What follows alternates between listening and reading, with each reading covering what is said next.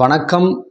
TNPSC தேர்வுகளில் previous இயரில் கேட்கப்பட்ட மேக்ஸ் சம்லாம் பார்த்துட்டு வரோம். அந்த வகையில் இப்போ நம்ம பார்க்க போகிற டாபிக் வந்து பர்சன்டேஜ், சதவீதம். இந்த தலைப்பிலேருந்து பேசிக் சம்ஸ் ஏற்கனவே நம்ம 2 வீடியோஸில் பார்த்துருக்கோம். ஸோ அடுத்த கட்ட சில சம்ஸை வந்து நம்ம இப்போ டிஸ்கஸ் பண்ணலாம். ஸோ இது வர இருக்கின்ற குரூப் 1, குரூப் 4, குரூப் 2 தேர்வுகளுக்கும் எஸ்ஐ தேர்வுகளுக்கும் மிகவும் பயனுள்ளதாக இருக்கும். மிக எளிமையான முறையில் நம்ம சில சம்ஸை பார்க்கலாம். ஃபஸ்ட்டு நம்ம பார்க்க போகிற சம் வந்து ஒரு எண்ணின் 5% என்பது, அந்த எண் என்னன்னு சொல்லி தெரியல, அதனால் எக்ஸ்ன்னு எடுத்துக்கிட்டோம்.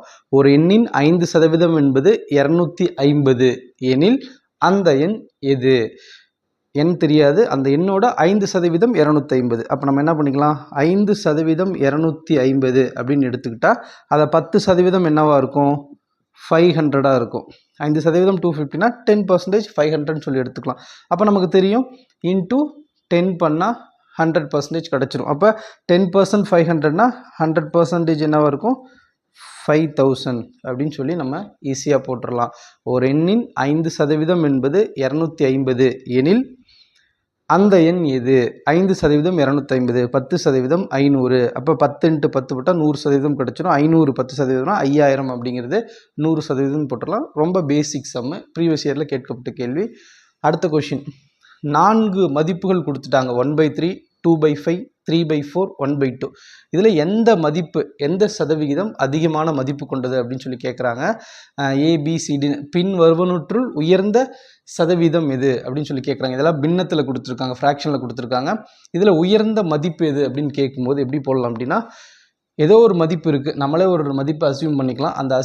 அந்த மதிப்பை வந்து 3ல் 1 பங்கு, 5ல் 2 பங்கு, 4ல் 3 பங்கு, 2ல் 1 பங்கு அப்படின்னு சொல்லி பிரிச்சிருக்காங்க. அப்போ இதில் உயர்ந்த வேல்யூ எதுன்னு சொல்லி கேட்குறாங்க. நாம் என்ன அசியூம் பண்ணிக்கலாம்னா 100ங்கிற ஒரு நம்பரை அசியூம் பண்ணிக்கலாம். 100 அப்படின்னு ஒரு நம்பர் நம்ம எடுத்துக்கிட்டால் 100-ஐ 3ஆக பிரிச்சுட்டு 3ல் 1 பங்கு அப்படின்னா 100ல் 3ல் 1 பங்கு அப்படின்னா 33 1/3 அப்படின்னு சொல்லி போடலாம். ஃபஸ்ட்டு வேல்யூ 100-ஐ 3ஆக பிரித்தோம்னா 33.5, 33.5, 33.5, 1/3ன்னு வரும். அப்போ 100ல் 1 பங்குனா 100-ஐ 3ஆக பிரித்தா 33.1 வரும். அப்போ 3ல் 1 பங்கு இந்த வேல்யூ வரும். அடுத்தது 2/5. அதே மாதிரி 100-ஐ 5ஆக டிவைட் பண்ணால் என்ன வரும், 100/5 போட்டிங்கன்னா 20 வரும். அப்போ 100ல் 2 பங்கு அப்படிங்கிறது 40 அப்படின்னு சொல்லி போட்டுடலாம். அடுத்தது 100, அதுக்கப்புறம் 100-ஐ 4ஆக டிவைட் பண்ணிங்கன்னா 25, 25, 25ன்னு வரும். அதில் 3 பங்கு அப்படின்னா 75 அப்படின்னு சொல்லிட்டு இந்த வேல்யூ சொல்லலாம். அதுக்கப்புறம் 100-ஐ 2ஆக டிவைட் பண்ணிங்கன்னா 50 வரும். அதில் 50 போட்டிருக்காங்க. அப்போ பாருங்கள், 100ல் 75, 100ல் 50, 100ல் 40, 100ல் 33 1/3 அப்படின்னு சொல்லிட்டு இதுதான் பெரிய வேல்யூ. அப்போ 75 அப்படிங்கிறது தான் இவங்க 3/4ன்னு மென்ஷன் பண்ணியிருக்காங்க. நீங்கள் இந்த 100க்கு பதிலாக வேறு எந்த நம்பர்னாலும் நீங்கள் போட்டாலுமே கூட அத்தனை சதவீதமாக பிரிக்கணும். எக்ஸாம்பிள் 300ன்னு எடுத்துக்கிட்டிங்க அப்படின்னா 300-ஐ 3ஆக பிரிச்சிருக்காங்க. அப்போ 100 வரும்.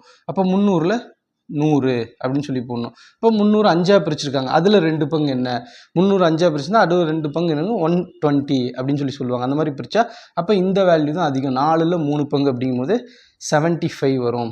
ஸோ இந்த கொடுக்கப்பட்ட 4 மதிப்பில் எது உயர்ந்த மதிப்பு அப்படின்னா 3/4 அப்படிங்கிறது தான் உயர்ந்த மதிப்பு அப்படின்னு சொல்லி எளிமையாக போட்டுடலாம்.